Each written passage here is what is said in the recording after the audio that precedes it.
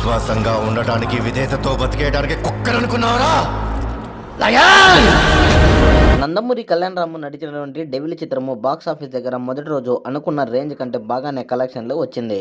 Devil చిత్రము మొదటి రోజు 2 తెలుగు రాష్ట్రాలలో దాదాపుగా 4 కోట్ల షేర్ కలెక్షన్లు, 8 కోట్ల రేంజ్లో గ్రాస్ కలెక్షన్లు వచ్చినట్టు అధికారికంగా ప్రకటించారు.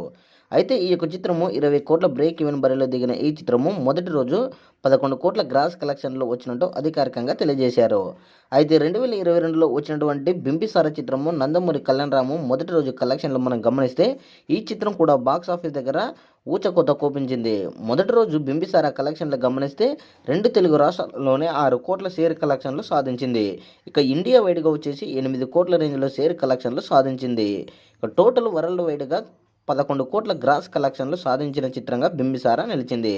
అయితే డెవిల్ చిత్రము ఇప్పుడు టోటల్ ఫస్ట్ డే కలెక్షన్ల గ్రాస్ గమనిస్తే 9 కోట్ల రేంజ్లో గ్రాస్ కలెక్షన్లు వచ్చినట్టు అఫీషియల్గా తెలుస్తుంది.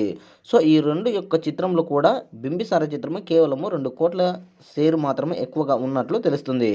సో బింబిసార మరియు డెవిల్ చిత్రం యొక్క ఫస్ట్ రోజు కలెక్షన్లపై మీ అభిప్రాయాన్ని కామెంట్ కూడా తెలియజేయండి.